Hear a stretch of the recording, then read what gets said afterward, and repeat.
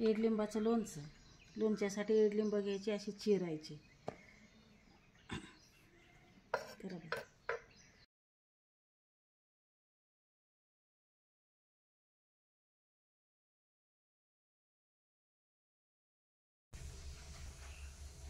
ईडलिंबाचं लोणचं बनवण्यासाठी तीळ आपण ही छोटं ग्लास आहे 2 ग्लास घेणार आहे. भाजून धुवून हे करायचं, मिक्सरला बारीक करायचं. आपण 2 ग्लास तीळ झाले, हे धुवून भाजून मिक्सरला बारीक करायचं. त्याच ग्लासनं आपण मोहरी घेतली, थोडी कमी घ्यायची ग्लासला. पण त्याच ग्लासनं मोहरी घेतलेली आहे, थोडी कमी आहे ग्लासला. पण त्याच ग्लासनं एक ग्लास मीठ घेणार आहे.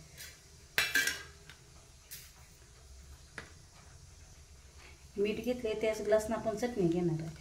तो ग्लास भरून घ्यायचा चटणीचा. आपण तिखट लोणचं बनवणार आहे, कशासोबतही खाऊ शकतो, छान असतंय, आरोग्यासाठी चांगलं असतं.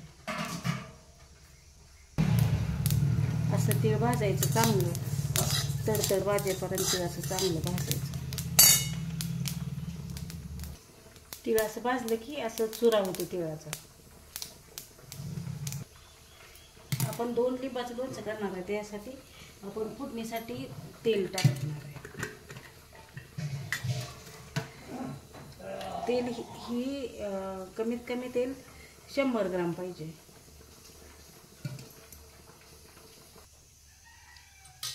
आपण फोडणीसाठी वापरणारे साहित्य: मोहरी, तेल उकळून द्यायचं, मोहरी टाकायची, थोडीशी टाकायची, अर्धा चमचा.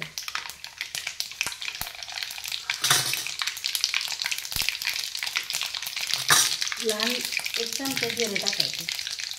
त्याच्यानंतर लसूण टाकायचं. लसूण चांगला भाजून द्यायचा, लाल होईपर्यंत खुसखुशीत असं भाजून द्यायचं. आणि फोडणी गार झाल्यानंतर मिक्स करायचं.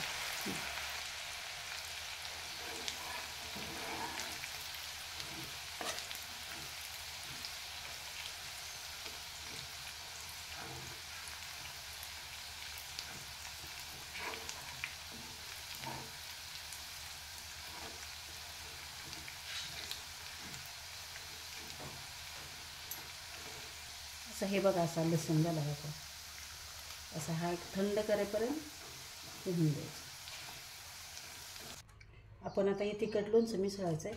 ही लिंबाच्या फोडी आपण शिजवून 2 शिट्या देऊन घेतल्या त्या कुकरला. आपण मगाशी दाखवलेलं साहित्य सगळं आता मिक्स करून घ्यायचं. हे मी मिक्सरला बारीक करून घेतलं. आता आपण मगाशी हळद टाकली नव्हती, आता आपण 1 चमचा हळद टाकणार आहे. हे पाहिजे. आणि ह्या लसणाच्या कुड्या, हे आपण गार करून फोडणी दिलेलं तेल हे मिक्स करायचं.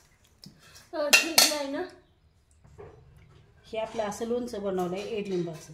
तुम्हाला सगळं साहित्य दाखवलं आहे. हे ईडलिंबाचं लोणचं तयार आहे. काचेच्या बरणीत ठेवायचं आणि मुरल्यावर 3 दिवसानंतर खाऊ शकतो.